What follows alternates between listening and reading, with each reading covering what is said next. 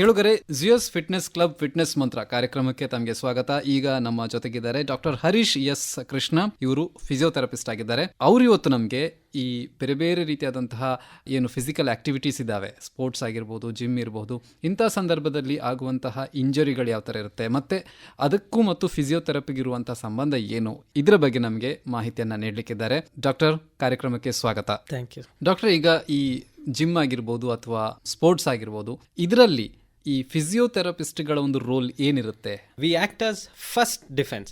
ಹೇಗೆ ಬರ್ತದೆ ಅಂದರೆ, ಬೇಸಿಕಲಿ ನೋಡಿ, ಜಿಮ್ ಮತ್ತೆ ಸ್ಪೋರ್ಟ್ಸ್ ಅಲ್ಲಿ ಎರಡರಲ್ಲೂ ಕೂಡ ಮೇನ್ ಆಗಿ ನಾವು ಫೋಕಸ್ ಮಾಡುವಂಥದ್ದು ಮಸಲ್ಸ್ ಅನ್ನ ಸ್ಟ್ರೆಂತ್ ಮಾಡಲಿಕ್ಕೆ. ಮತ್ತೆ ಸ್ಪೋರ್ಟ್ಸ್ ಅಲ್ಲಿ ಕೂಡ ಹಾಗೆ ಮಸಲ್ ಎಷ್ಟು ನಮ್ಮ ಎಜಿಲಿಟಿ ಪವರ್ ಇದೆ ಇದನ್ನು ನೋಡಿ ನಾವು ಇದು ಮಾಡ್ತೇವೆ. ನಾವು ಹೇಗೆ ಇದರಲ್ಲಿ ಫಸ್ಟ್ ಆಗಿ ಬರ್ತೇವೆ ಅಂತ ಹೇಳಿದ್ರೆ, ಎಲ್ಲರಿಗೂ ಕೂಡ ಬೇಸಿಕ್ ಅಸೆಸ್ಮೆಂಟ್ ಮಾಡುವ ಇದು ಗೊತ್ತಿರಬೇಕು ಅಂತ ಇಲ್ಲ. ನಾವು ಇದರಲ್ಲಿ ಕ್ವಾಲಿಫೈಡ್ ಆಗಿರ್ತೇವೆ.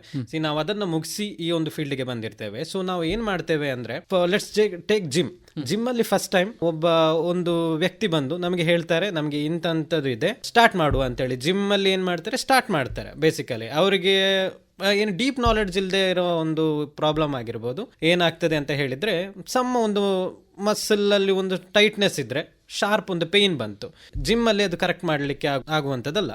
ಸೊ ಅವಾಗ ಏನು ಮಾಡಬೇಕು, ಡೈರೆಕ್ಟ್ ಆಗಿ ಒಂದು ಫಿಸಿಯೋನ ಕನ್ಸಲ್ಟ್ ಮಾಡಿದ್ರೆ ಏನ್ ಮಾಡಬೇಕು, ಹೇಗೆ ಮಾಡಬೇಕು ಅಂತ ಹೇಳಿ ಒಂದು ಫಸ್ಟ್ ಅಸೆಸ್ಮೆಂಟ್ ತೆಗೆದು ಅದನ್ನು ಕ್ಲಿಯರ್ ಮಾಡಿ ನಂತರ ಜಿಮ್ ಅಲ್ಲಿ ಬಿಡೋದು. ಇದು ಒಂದು ಇದರಲ್ಲಿ ಜಿಮ್ ಅಲ್ಲಿ. ಸ್ಪೋರ್ಟ್ಸ್ ಅಲ್ಲಿ ಹೇಗೆ ಬರ್ತದೆ ಅಂತ ಹೇಳಿದ್ರೆ, ಆಬ್ವಿಯಸ್ಲಿ ಸ್ಪೋರ್ಟ್ಸ್ ಪರ್ಸನ್ ಟ್ರೈನ್ಡ್ ಆಗಿರ್ತಾರೆ, ಅಜಿಲಿಟಿ ಇರ್ತದೆ, ಅವರು ಫಿಟ್ನೆಸ್ ಕರೆಕ್ಟ್ ಇರ್ತದೆ. ಓಡ್ತಾ ಇದ್ದೀರಾ, ಸಡನ್ ಆಗಿ ಒಂದು ಮಸಲ್ ಕ್ಯಾಚ್ ಆಯಿತು, ಇಸ್ಟ್ ಮೇ ಬಿ ನೀರು ಚೆನ್ನಾಗಿ ತಗೊಂಡೇ ಇರ್ಬೋದು, ಹಾಗಾಗಿ ಬರ್ಬೋದು. ಅಲ್ಲಿ ಫಸ್ಟ್ ಆಗಿ ನಾವೇ ಹೋಗ್ಬೇಕಾಗ್ತದೆ. ಯಾಕೆ ಹೇಳಿದ್ರೆ, ನಮಗೆ ಗೊತ್ತಾಗ್ತದೆ ಫೈನ್ ಯಾವ ಮಸಲ್ ಯಾವ ಪರ್ಟಿಕ್ಯುಲರ್ ಆಗಿ ಏನ್ ಆಕ್ಟ್ ಆಗ್ತಾ ಇದೆ, ಯಾವ್ದನ್ನು ರಿಲೀಸ್ ಮಾಡಿದ್ರೆ ಈಗ ಪ್ಲೇಯರ್ ಕರೆಕ್ಟ್ ಆಗಿ ಹೋಗ್ಬೋದು ಅಂತ ಹೇಳಿ. ಯಾವ ಸ್ಪೋರ್ಟ್ಸ್ ಆಕ್ಟಿವಿಟೀಸ್ ಅಲ್ಲಿ ಈ ತರದ ಇಂಜುರಿಗಳು ಜಾಸ್ತಿ ಆಗ್ತವೆ? 2 ರೀಸನ್ಸ್. ಒಂದು, ಪ್ಲೇಯರ್ ಚೆನ್ನಾಗಿ ವರ್ಕೌಟ್ ಮಾಡ್ತಾ ಇದ್ದಾರೆ, ಲ್ಯಾಕ್ ಆಫ್ ವಾಟರ್ ಇಂಟೇಕ್. ಇನ್ನೊಂದು, ವಾಟರ್ ಚೆನ್ನಾಗಿ ತಗೊಳ್ತಾ ಇರಬಹುದು, ಲ್ಯಾಕ್ ಆಫ್ ಪ್ರಾಕ್ಟೀಸ್. ಎಲ್ಲ ಸ್ಪೋರ್ಟ್ಸ್ ಅಲ್ಲಿ ಕೂಡ ಬರ್ಬೋದು. ಜನರಲ್ ಆಗಿ ಇಂಡಿಯನ್ಸ್ ನೋಡುವಂಥದ್ದು ಕ್ರಿಕೆಟ್, ಕಬಡ್ಡಿ, ಫುಟ್ಬಾಲ್, ನೋಡಿ ಎಲ್ಲದರಲ್ಲೂ ಕೂಡ ಬರ್ತದೆ.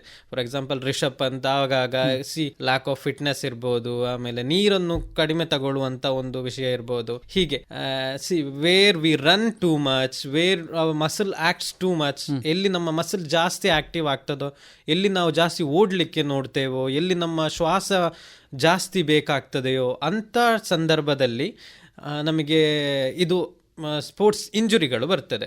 ಸೇಮ್ ಆಗಿ ಜಿಮ್ ಇಂಜುರಿ ಕೂಡ ಹಾಗೆ ಬರ್ತದೆ. ಇಲ್ಲಿ ನಾವು ಹೆವಿ ವೇಟ್ ತಗೊಳ್ತಾ ಇದ್ದೇವೋ, ರಿಪೀಟೆಡ್ ಮೂವ್ಮೆಂಟ್ ಮತ್ತೆ ಮತ್ತೆ ಮತ್ತೆ ಮತ್ತೆ ಮಾಡ್ತಾ ಇದ್ದೇವೋ, ಅದರ ಮೇಲೆ ಕೂಡ ನಮಗೊಂದು ಇಂಜುರಿ ಬರ್ತದೆ. ಸೊ ಇಂಥ ಸಂದರ್ಭಗಳಲ್ಲಿ ಜಾಸ್ತಿ ಓಡುವಂಥದ್ದಾಗಿರ್ಬೋದು, ಮಸಲ್ ಅನ್ನ ಕರೆಕ್ಟಾಗಿ ಸ್ಟ್ರೆಂತ್ ಮಾಡದೇ ಇರುವಂಥ ಸಂದರ್ಭಗಳಲ್ಲಿ ಆಗಿರ್ಬೋದು, ನಾವು ಓಡ್ತಾ ಇರ್ತೇವಲ್ಲ, ಇಂಥ ಟೈಮಲ್ಲಿ ಒಂದು ಬರ್ತದೆ ಯಾವುದು ನಮ್ಮ ನೋವುಗಳು ಬರ್ತದೆ, ಮತ್ತೆ ಕೆಲವೊಮ್ಮೆ ಟೈರ್ಗಳು ಬರ್ತದೆ, ಮಸಲ್ ಒಂದು ಬಿಟ್ಟು ಹೋಗುವಿಕೆ ಅಂತ ಹೇಳಿ ಹೇಳ್ತೇವೆ, ಅದೊಂದು ಬರ್ತದೆ. ಹೀಗೆ ತುಂಬಾ ಹಲವು ಇದುಗಳು ಬರ್ತದೆ. ಮಸಲ್ ಟೆಂಡನ್ ರಪ್ಚರ್ಸ್, ಮೆನಿಸ್ಕಸ್ ಟೇರ್, ಹೀಗೆ ಒಂದು ಹಲವು ಇದು ಇದೆ ಅದರಲ್ಲಿ. ಅದಕ್ಕೆ ನಾವು ಅವಾಗ ಫಸ್ಟ್ ಇದಾಗಿ ಆಕ್ಟ್ ಮಾಡ್ತೇವೆ. Directly they can come to us. ಅವ್ರು ನಮ್ಮ ಹತ್ರಕ್ಕೆ ಡೈರೆಕ್ಟ್ ಆಗಿ ಬರ್ಬೋದು. ಅವರು ಹೋಗಿ ಒಂದು ಆರ್ಥೋವನ್ನೇ ಕನ್ಸಲ್ಟ್ ಮಾಡಬೇಕು ಅನ್ನೋಂಥದ್ದಿಲ್ಲ. ಯಾಕೆಂದ್ರೆ ನಾವು ಫಸ್ಟ್ ಆಗಿ ನಾವೇ ನೋಡ್ಲಿಕ್ಕೆ ಆಗ್ತದೆ ನಮಗೆ. ನಂತರ ಫರ್ದರ್ ಟ್ರೀಟ್ಮೆಂಟ್ ಬೇಕಿದ್ರೆ ನಾವು ಅವರ ಆರ್ಥೋಪೆಡಿಷನಿಗೋ ಯಾವ್ದು ಸ್ಪೆಸಿಫಿಕ್ ರಿಕ್ವೈರ್ಡ್ ಇದಕ್ಕೆ ನಾವು ಕಳಿಸ್ತೇವೆ. So it's like that. ಈಗ ದೇಹದ ಯಾವ ಭಾಗಗಳಲ್ಲಿ ಹೆಚ್ಚು ಇಂಜರಿ ಆಗುವಂತ ಸಾಧ್ಯತೆಗಳಿರ್ತವೆ? ಫಾರ್ ಸ್ಪೋರ್ಟ್ಸ್ ಪರ್ಸನ್, ಪರ್ಟಿಕ್ಯುಲರ್ ಆಗಿ ಒಂದು ಸ್ಪೋರ್ಟ್ಸ್ ಪರ್ಸನ್ ಆದ್ರೆ, ನಾನು ಎಕ್ಸಾಂಪಲ್ ತಗೊಳ್ಳೋದಾದ್ರೆ ಕ್ರಿಕೆಟ್ ಅಂಡ್ ಫುಟ್ಬಾಲ್ ಎಕ್ಸಾಂಪಲ್ ತಗೊಂಡು ಹೇಳ್ತೇನೆ. ಲೆಗ್ ಮಸಲ್ಸ್ ಡೌನರ್ ತುಂಬಾ ಆಕ್ಟಿವ್ ಆಗಿರ್ಬೇಕಾಗ್ತದೆ. Continuous running, especially in football continuous running ಇರ್ತದಲ್ಲ, ಮಸಲ್ ಆಬ್ವಿಯಸ್ಲಿ ಟಯರ್ಡ್ ಆಗ್ತದೆ. ಫುಟ್ಬಾಲ್ ಇಂಥ ಕೇಸಲ್ಲಾದ್ರೆ ಲೋವರ್ ಲಿಮ್ಸ್, ಅಂದ್ರೆ ಕೆಳಗಿನ ಸೊಂಟದಿಂದ ಕೆಳಗಿನ ಭಾಗದ ಮಸಲ್ಸ್ ತುಂಬಾ ಇದಾಗಿರ್ಬೇಕು, ಗಟ್ಟಿಯಾಗಿರ್ಬೇಕು. ಇದು ಎಲ್ಲಿ ವೀಕ್ ಇರ್ತದೆಯೋ ಅಲ್ಲಿ ನಮ್ಮ ಇಂಜುರಿಗಳು ಬರುವಂತ ಚಾನ್ಸಸ್ ಜಾಸ್ತಿ ಇರ್ತದೆ.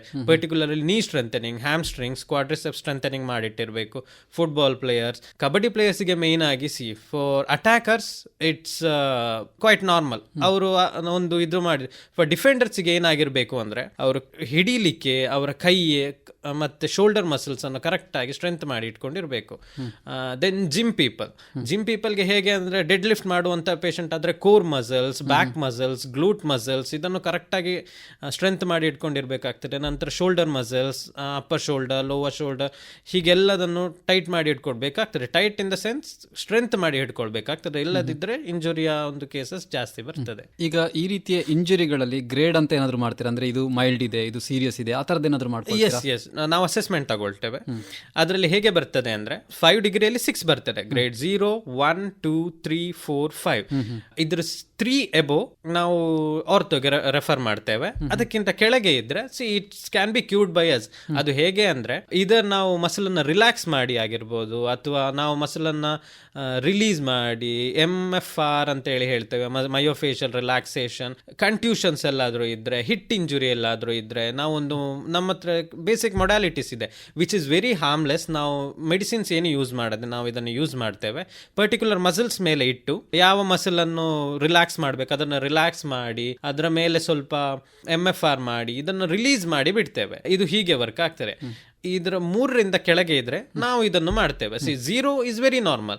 ಅವರು ಬಂದು ಒಂದು ದಿನ 2 ದಿನದ ಸೆಷನ್ ಅಲ್ಲಿ ಆರಾಮಾಗಿ ಹೋಗ್ತಾರೆ. ಯಾಕೆ ಅಂದ್ರೆ ನಾವು ಈಸಿಯಾಗಿ ರಿಲೀಸ್ ಮಾಡಿ ನಾವು ಬಿಡ್ತಾ ಇದ್ದೇವೆ ಅವರನ್ನು.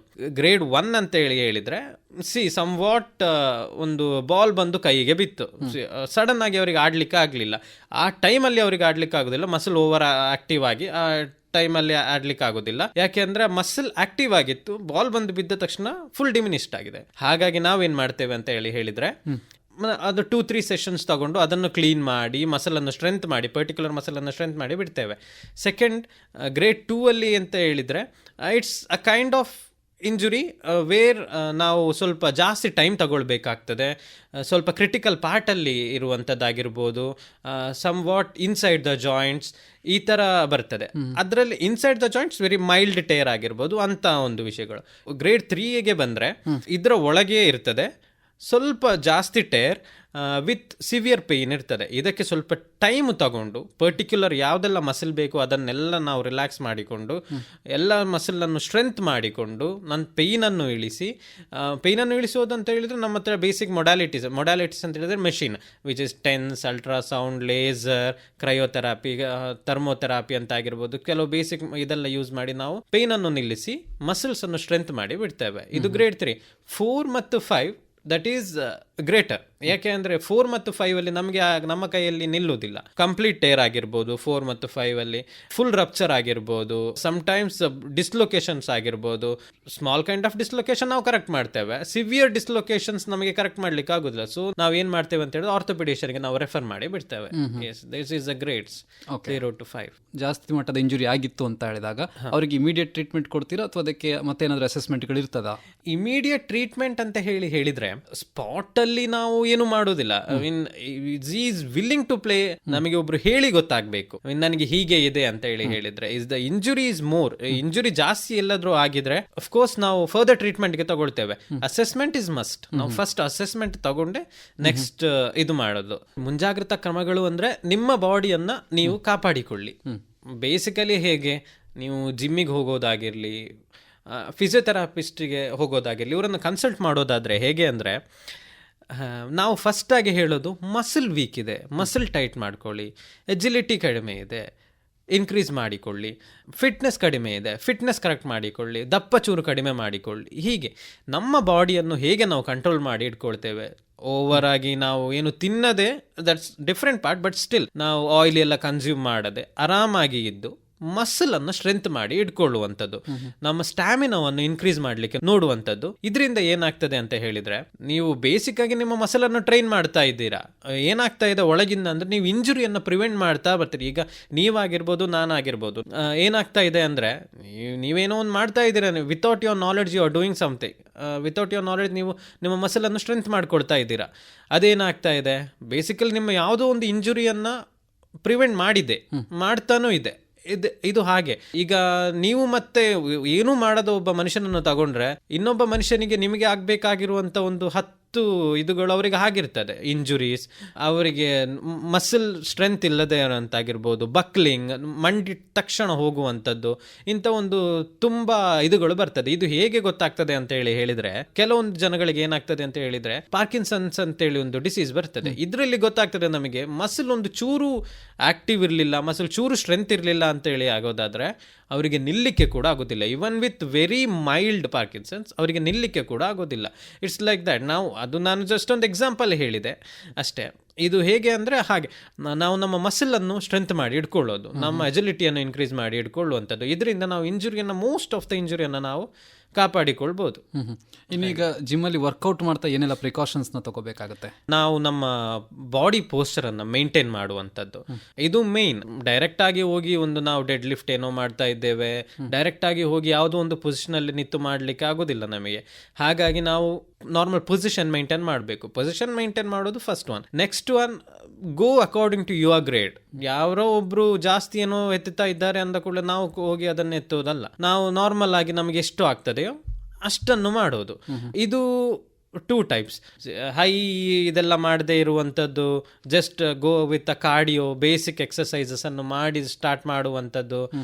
ಹೀಗೆ just it's a very basic thing which you can think. ನೀವು ಯೋಚನೆ ಮಾಡಿ ಮಾಡುವಂಥ ಒಂದು ವಿಷಯಗಳು ಅಷ್ಟೇ. ಒಂದು 50 kg ಹಾಕಿ ಲೆಗ್ ಮಾಡ್ತೇನೆ, 100 kg ಹಾಕಿ ಲೆಗ್ ಮಾಡ್ತೇನೆ, ಇಟ್ಸ್ ವೆರಿ ರಬ್ಬಿಶ್.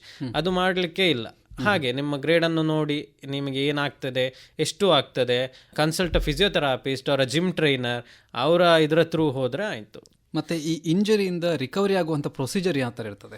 ಇಂಜುರಿಯಿಂದ ರಿಕವರಿ ಆಗುವಂಥ procedure depends on the injury grade and the part that is injured. ಯಾವ ಪಾರ್ಟ್ ಇಂಜೂರ್ ಆಗಿದೆ ಅಂಥದ್ರ ಮೇಲೆ ಡಿಪೆಂಡ್ ಆಗ್ತದೆ. ಇನ್ನು ಕಡೆದಾಗಿ ಕೇಳೋದಾದ್ರೆ, ಈ ಜಿಮ್ ಟ್ರೈನರ್ಸ್ ಇರ್ತಾರೆ, ಸೊ ಅವರಿಗೆ ಎಷ್ಟು ಮಟ್ಟದ ಈ ಫಿಸಿಯೋಥೆರಪಿಯ ಬಗ್ಗೆ ನಾಲೆಡ್ಜ್ ಬೇಕಾಗ್ತದೆ ತಮ್ಮ ಪ್ರಕಾರ? ನಾಲೆಡ್ಜ್ ಇರ್ತದೆ. There should be some deeper knowledge about muscles, tendons, ligaments, ಇದರ ಬಗ್ಗೆ ಎಲ್ಲ ಸ್ವಲ್ಪ ಡೀಪ್ ಆಗಿ ನಾಲೆಡ್ಜ್ ಬೇಕಲ್ಲ. See that's what make us different. See there is no assessment. ಅವರಿಗೆ ಅಸೆಸ್ಮೆಂಟ್ ಅನ್ನೋದು ಇಲ್ಲ. ಎವ್ರಿ ಇಂಡಿವಿಜುವಲ್ಗೆ ಮೋಸ್ಟ್ ಆಫ್ ದ ಜನ ಏನು ಮಾಡ್ತಾರೆ, ಎಲ್ಲ ಇಂಡಿವಿಜುವಲ್ಸ್ಗೆ ಒಂದೇ ಥರ ಟ್ರೀಟ್ ಮಾಡಲಿಕ್ಕೆ ಸ್ಟಾರ್ಟ್ ಮಾಡ್ತಾರೆ. ಸಿ ನಾವೇನು ಮಾಡ್ತೇವೆ, ಈಚ್ ಆ್ಯಂಡ್ ಎವ್ರಿ ಇಂಡಿವಿಜುವಲ್ ಅನ್ನು ಅಸೆಸ್ಮೆಂಟ್ ತೆಗೆದು, there is a major difference between ನಾವು ಮತ್ತೆ ಅವರಲ್ಲಿ ಇರೋದು ಅಂತ ಹೇಳಿದ್ರೆ, ನಾವು ಅಸೆಸ್ ಮಾಡ್ತೇವೆ. We have deeper knowledge. ನಾವು ಇದನ್ನು ಒಂದು 4.5-6 ವರ್ಷದಿಂದ ಕಲ್ತಿರ್ತೇವೆ.